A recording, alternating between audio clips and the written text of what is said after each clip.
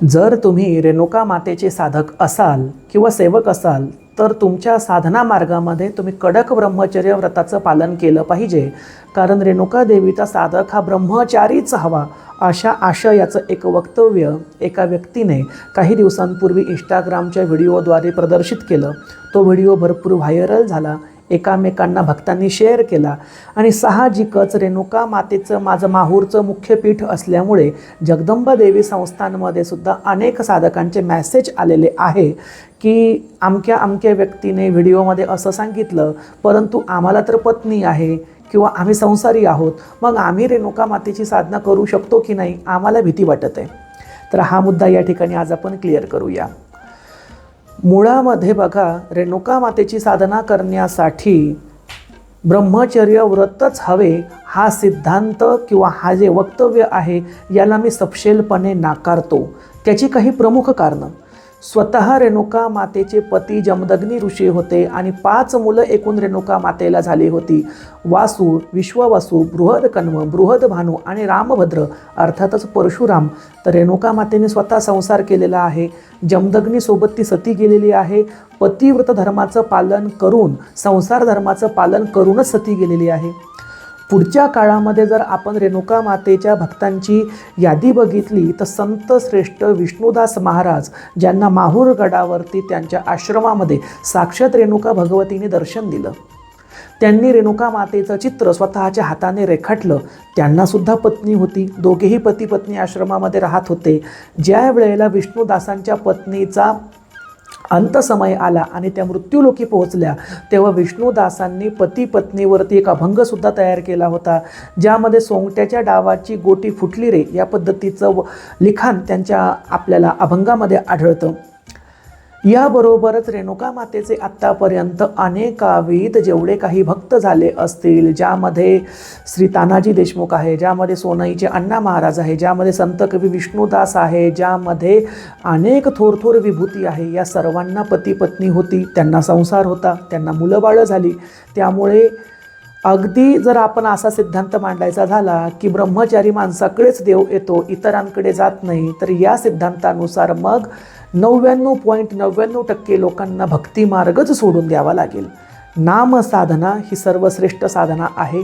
कलियुगी नामची श्रेष्ठ असं संतांनी सांगितलेलं आहे. त्यामुळे तुम्ही संसार करून सुद्धा परमेश्वराची भक्ती साधना आणि उपासना करू शकता. त्यासाठी तुम्ही ब्रह्मचारीच असले पाहिजे किंवा मग तुम्ही ब्रह्मचारी नसाल तर पत्नीपासून दूर गेलं पाहिजे म्हणजे ब्रह्मचारी व्हाल. पत्नी असेल तिने पतीपासून दूर गेलं पाहिजे म्हणजे ती ब्रह्मचारिणी होईल असं नव्हे. संसार करून सार करता आलं पाहिजे, हे तत्त्व महत्त्वाचं.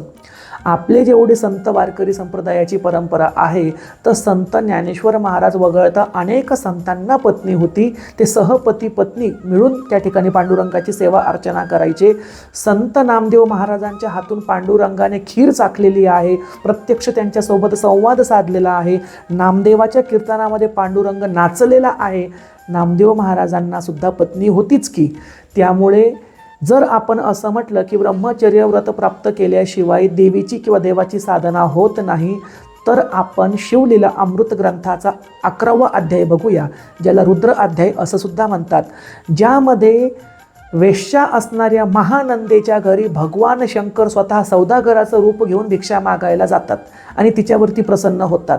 महानंदा जी पत्नी सोडा हो, जी कोणाची साधी म्हणजे वेश्या अशी असते की जी कोणाची एकाची नसते, जी पूर्ण नगराची असते ती वेश्या असते. म्हणजे दररोज रात्री स्वतःचा मालक बदलणारी, दररोज रंगविलासामध्ये भोगामध्ये रममान होणारी महानंदा, परंतु तिच्या अखंड नामसाधनेमुळे भगवान शंकराला तिच्या घरी जाऊन भिक्षा मागावी लागली. त्यामुळे ब्रह्मचर्य व्रत आणि रेणुका देवीची साधना यांचा दूरपर्यंत संबंध नाही. यापुढे जाऊन सांगतो, माहूरगडच्या परंपरेमध्ये पूर्वी रेणुका मातेची पूजा ही दत्त शिखरचे जे महंत आहेत त्यांच्यातर्फे केली जायची. दत्त शिखराचे महंत हे आजीवन संन्यासी असतात, त्यांना कडक ब्रह्मचर्य व्रत पालन करावं लागतं. स्वतः रेणुका मातेने त्यांच्या स्वप्नात जाऊन दृष्टांत दिला होता की मला संन्याशाच्या हातची पूजा नको, तर संसारी जोडीच्या हातची पूजा हवी आहे. आणि त्यानंतर त्या ठिकाणी भोपी कुटुंबाला नियुक्त करण्यात आलं, जे तेव्हापासून ते आजपर्यंत रेणुका मातेची निस्सीम पूजा पाती षोडशोपचारे तिन्ही त्रिकाळ पद्धतीने माहूरगडच्या गाभाऱ्यामध्ये करतात. मग स्वतः रेणुका माता जर महंतांना जाऊन स्वप्न दृष्टांत देत असेल की मला संन्याशाच्या हातची पूजा नको असून संसारी पुरुषाच्या हातची, गृहस्थाश्रमाचं पालन करणाऱ्या जोडीच्या हातची पूजा हवी आहे, मग ब्रह्मचर्य व्रत हवंच रेणुका देवीला, असं कुठं सिद्ध होतं? त्यामुळे ज्याला त्याला आपापलं मत मांडण्याचा पूर्ण अधिकार आहे. ज्या व्यक्तीने हे मत मांडलं तो त्यांच्या अभ्यासाचा किंवा त्यांच्या विचाराचा एक भाग असेल, परंतु वास्तविकतेमध्ये मी जे मानतो किंवा माझ्या गुरूंनी जे सांगितलेलं आहे किंवा मी जे ग्रंथ वाचतो आहे, संत साहित्य वाचतो आहे, संतांच्या चरित्राचा अभ्यास करतो आहे, कुठेही ब्रह्मचारी माणसालाच देव प्रसन्न होतो किंवा साधकाने ब्रह्मचारीच असावं असं दिलेलं नाही. हां, तुम्ही जर परशुराम, भगवान मारुती म्हणजेच हनुमान, त्या ठिकाणी मुरुगन स्वामी, कार्तिक स्वामी, अय्यप्पा स्वामी अशा काही कार्तिकेयाच्या अवतारांची सेवा करीत असाल किंवा आजीवन संन्यासी असणाऱ्या हनुमंताची सेवा करत असाल तर तुम्ही ब्रह्मचर्य व्रत नक्की पाळायला पाहिजे. परंतु ज्या देवी देवता स्वतः संसारी आहे आणि स्वतः वात्सल्याचं प्रतीक असणारी, मांगल्याचं प्रतीक असणारी जगदंबा, जी स्वतः रज, तम आणि सत्व तीनही प्रकारामध्ये भक्तांचं कल्याण करते, तिच्या साधनेसाठी कुठल्याही प्रकारे कडक ब्रह्मचर्य व्रत पालन करण्याची गरज नाही. एवढं मात्र सांगू शकतो की अनैतिक संबंधापासून जपावं. पतीने पत्नीसोबत, पत्नीने तिच्या पतीसोबत, हाच धर्माचा नियम आहे, तो आपण ओलांडता कामा नये. परंतु ब्रह्मचर्य व्रताचा काटेकोरपणा किंवा आक्रस्ताळेपणा त्यामध्ये असायला नको. नक्कीच व्हिडिओ तुमच्या सर्वांना आवडला असेल अशी आशा व्यक्त करतो. भेटूया पुढच्या व्हिडिओमध्ये. जय जगदंब, नमो आदेश.